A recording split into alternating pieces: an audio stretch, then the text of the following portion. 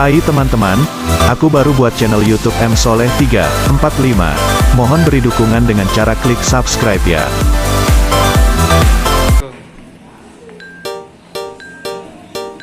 Budaya tagar di Indonesia aja memang tak ada duanya. Selain keberagaman suku dan bahasa, Indonesia telah dikenal sebagai negara yang kaya akan warisan nenek moyang, salah satunya seperti wayang kulit. UNESCO bahkan telah menetapkan wayang kulit berasal dari Indonesia sejak 19 tahun yang lalu. Penasaran bagaimana seluk-beluk cerita wayang kulit yang bikin bangga ini? Simak penjelasan lengkapnya berikut ya, Sobat M Soleh 345. Sejarah wayang kulit. Berbicara tentang sejarah, wayang kulit memiliki banyak cerita dan sejarah yang menyebutkan bagaimana awal mula budaya ini tercipta. Beberapa di antaranya seperti kata wayang yang dipercaya berasal dari Mahyang, artinya menuju spiritualitas sang kuasa, atau kata wayang yang berarti teknik pertunjukan bayangan, wayang di layar. Selain itu, ada pula teori yang menyebutkan bahwa wayang berasal dari totemisme, suatu kepercayaan prasejarah yang mempercayai benda-benda keramat atau yang dinilai suci di Jawa.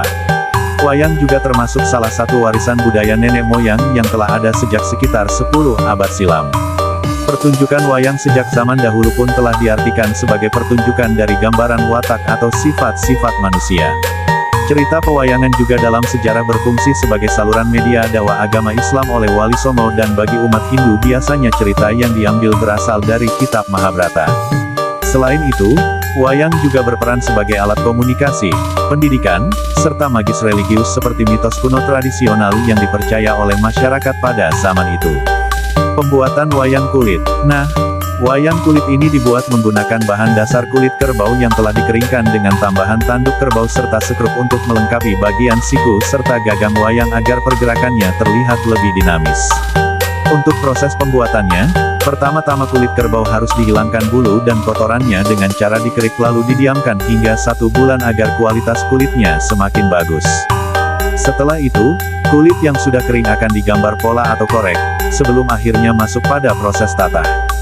Proses ini sangat memengaruhi bagaimana hasil wayang kulit nanti, karena wayang kulit yang berkualitas tinggi dilengkapi dengan tatahan yang halus dan perpaduan motif tatahan yang serasi. Tak selesai sampai di situ, wayang yang sudah ditata kemudian harus diamplas agar permukaannya rata dan semakin halus.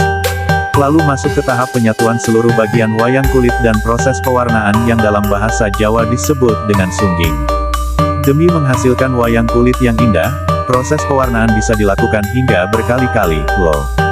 Nah, jika wayang kulit sudah diwarnai dengan sempurna, langkah terakhir adalah memasang cempurit alias gagang pada wayang. Jenis-jenis wayang. Ada banyak jenis-jenis wayang yang bisa Sobat Pesona temukan tagar di Indonesia aja. Jika dikategorikan berdasarkan bahan pembuatannya, ada beberapa jenis wayang yang paling populer di Indonesia. Yang pertama adalah wayang kulit yang terbuat dari kulit kerbau dan juga dikenal dengan nama wayang purwa. Wayang purwa ini pun memiliki turunan lainnya, yaitu berdasarkan gaya atau gagrak saat pertunjukan berlangsung.